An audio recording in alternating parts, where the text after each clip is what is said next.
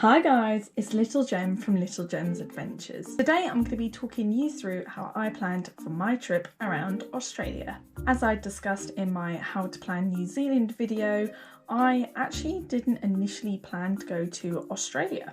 It was only in 2018 when I found out that Jess wanted to travel as well that I decided that I wanted to go to Australia too. We travelled Australia from January to March, so we spent 3 months in Australia. Personally, this time of the year was too humid, but because we went to New Zealand beforehand, that is why we went during this period. We knew that either New Zealand or Australia would be affected and kind of in a worse time of the year where it would be more humid and more rainy, and that was Australia for us. If you were going to go just to Australia, then I would probably go in their springtime, just because it's not so humid, it's not so rainy, and also it doesn't have cyclone season or stinger season. So typically cyclone season in Australia is November to April and stinger season is November to May. So if you wanted to do a 3-month trip like us and went from October to December, then you'd be less likely to have cyclones and you'd be less affected by the stingers too.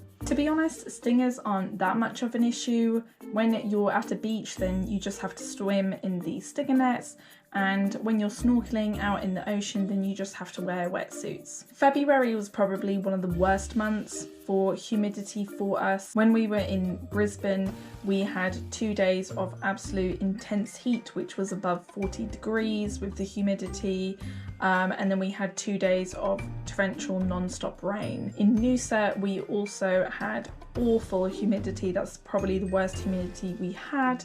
And we would literally step outside and it looked as though you had jumped in a pool. When we were in Rockhampton, even the locals were saying how humid it was and that it wasn't normally that humid. We were quite regularly affected by cyclones as well, but not as bad as we could have been. When we went to Fraser Island, we couldn't go to the ferry pools because the cyclones made the normal high tide low tide, so we couldn't actually go up to the really thin part of Fraser Island. In both the Whitsundays and Magnetic Island, the snorkeling was really cloudy and it's meant to be turquoise crystal clear waters for snorkeling, but it wasn't because we had a cyclone. And the same was also for Fitzroy Island in Cairns and the Great Barrier Reef in Cairns. It was incredibly choppy when we went on the Great Barrier Reef because there was a cyclone at that time, and then 2 days later when we went to Fitzroy Island, all the sand was churned up in the sea, and although we still saw a turtle, it's not really the picture that I wanted because it wasn't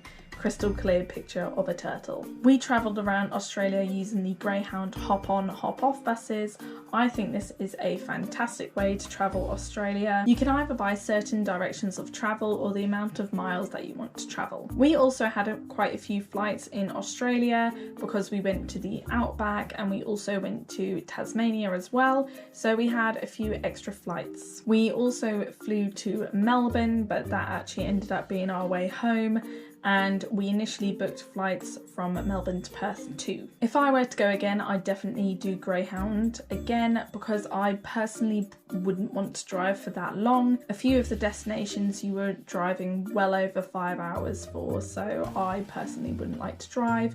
I would like to go on a bus and chill out. The only thing that I would suggest about Australia is if you're going on tours such as Fraser Island or the Whitsundays or even Magnetic Island, you should research to see when the tours depart, and also if you have to be there a day or so beforehand or a day or so after as well. Again, just like I did for New Zealand, I searched up individual places that were stop-off places for the Greyhound route that I wanted, and again I put everything in my dream book. So again, just how I did for my New Zealand plan, I had the Australia's top 30 in pink, and I searched up the top things to do in specific areas that I knew that I was going to stop off at on the Greyhound, and I had contacts down at the bottom. What I would say about Australia as well is that the hostels I personally didn't think were as good as the ones in New Zealand, so I would definitely research your hostels and compare them on Hostel World just in advance to see what you actually like the look of, and check everyone's reviews, see honest travellers' reviews and see what they think of the place, because to be honest that could be a make or break for an area.